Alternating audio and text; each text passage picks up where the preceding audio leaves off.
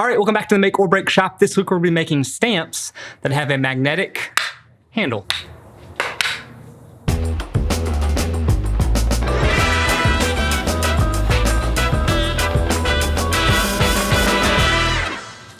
All right, so I've been making lots of signs here recently. I've been shipping them out over on Etsy. And one of the things I wanted to do was add a stamp to it. Now I got this carving rubber. There's a link down below. This is what I use to carve it out. You guys could carve it out by hand, but since I have a CNC, I actually carved it out on the X-Carve first. So let's carve that out real quick.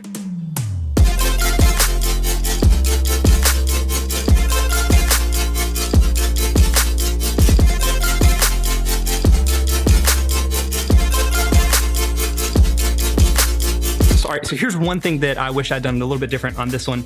So this guy's thickness was down about 1/8 of an inch, the actual carve depth. And I wish I went a little bit deeper because you guys can see these edges. Those are actually showing up when I stamp it down. So you guys don't get those edges like that. So the idea is I wanted to make a handle that could go between multiple stamps. So I'm using magnets on the underside to do that. But to get the handle, I just got out my lathe. I turned this stock down. This is just poplar.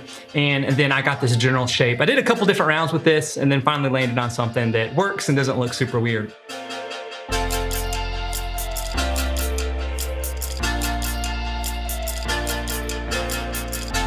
All right, so I've got this cut out and I'm gonna place it on this block, something like that, and then I'm gonna trim off these edges.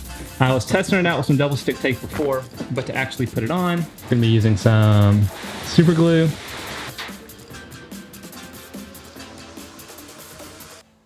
Now that I've got it attached, then we're gonna cut off these edges on the table saw.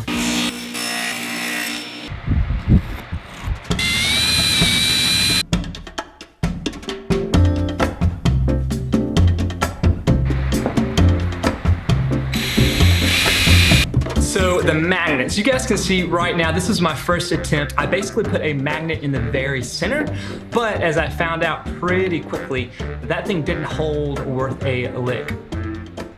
So instead, I got these Naya disc magnets. I got those from the big box store. I actually ordered some other ones that were super tiny, and they actually wound up working great. So my second attempt was to do this square pattern on the bottom. So my process for attaching them is drilling out the holes. I used some blue painter's tape to line up the marks between both sides. That was really easy, so once I got the pattern done on the handle, I was able to put painter's tape over it, mark the spots where the magnets were, and then transfer that over, and that made it a lot easier to line those holes up. And then I just super glued these magnets in. One thing I would definitely recommend you guys do is to test it out before you actually super glue it. I messed up one of these. So there's one that doesn't quite want to go. So I have to line this up a pretty specific way to actually get this thing to work. That bird is really loud. Shut up.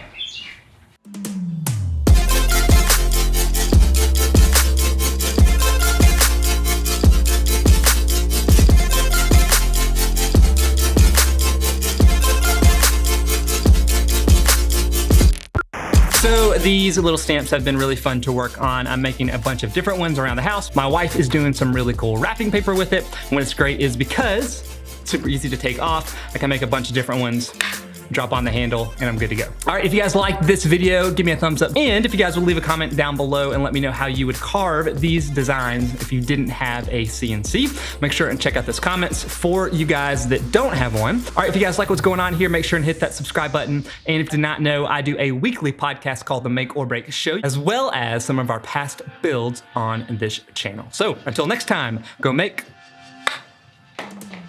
or break something in your shop. See you guys.